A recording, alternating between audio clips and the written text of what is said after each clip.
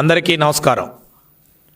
ఏదైతే గత వైసీపీ నాయకులు, వైసీపీ ప్రభుత్వం నిరంకుశ పాలన, ఇబ్బందులు పెట్టే ప్రయత్నాలు, కొన్ని వర్గాలనైతే నడి రోడ్డు మీద చీల్చి చెండాడి వారి యొక్క మనుగడే లేకుండా చేసిన పరిస్థితి గత 5 సంవత్సరాలు మనం చూసాం.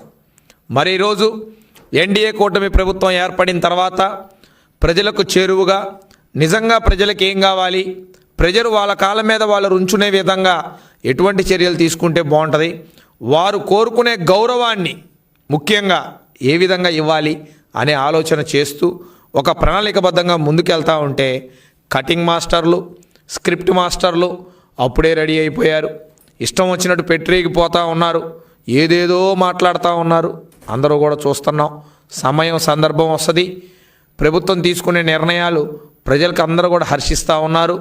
అందరూ కూడా ఈరోజు సుఖ సంతోషాలతో హ్యాపీగా వారి యొక్క జీవనాన్ని కొనసాగిస్తున్నారు.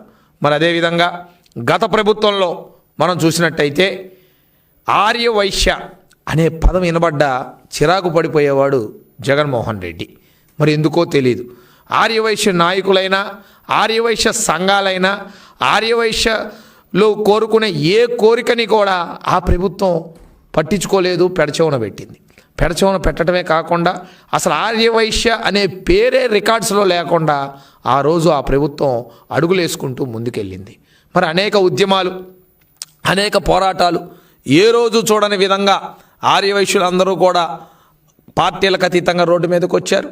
గుడులకు ఇబ్బంది పెట్టారు, గుళ్ళో ఉన్న అమ్మవారికి దేవాలయాలకు ఇబ్బంది పెట్టారు, సత్రాలకు ఇబ్బంది పెట్టారు, సంఘాలను ఇబ్బంది పెట్టారు, ఆర్యవైశ్య వ్యాపారస్తులను ఇబ్బంది పెట్టారు.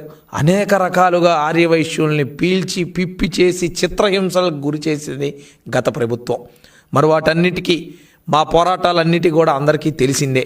ఆ రోజు చంద్రబాబు నాయుడు గారి ఆదేశాలతో యువనేత నారా లోకేష్ గారి సారథ్యంలో రాష్ట్రంలో అనేక చోట్ల వైశ్యులు ఏం కోరుకుంటున్నారు, ఆర్యవైశ్యులకి ఏం కావాలి, ఆర్యవైశ్యుల సమస్యలు ఏంటి, ఎటువంటి చర్యలు తీసుకుంటే ఆర్యవైశ్యుల యొక్క గౌరవం పెరుగుతుంది, ఆర్యవైశ్యుల యొక్క విధానాలు బాగుంటాయి, ఆర్యవైశ్యుల యొక్క వ్యాపారాలు బాగుంటాయి, వాణిజ్య వర్గాల యొక్క ఆనందాన్ని తెలుసుకోవాలని వివిధ ప్రాంతాలు తిరిగి ఆర్యవైశ్యుల సమస్యలు తెలుసుకొని ఎక్కడైతే వైసీపీ ప్రభుత్వం ఇబ్బంది పెట్టిందో వాటన్నిటి మీద కూడా పోరాటాలు చేశాం.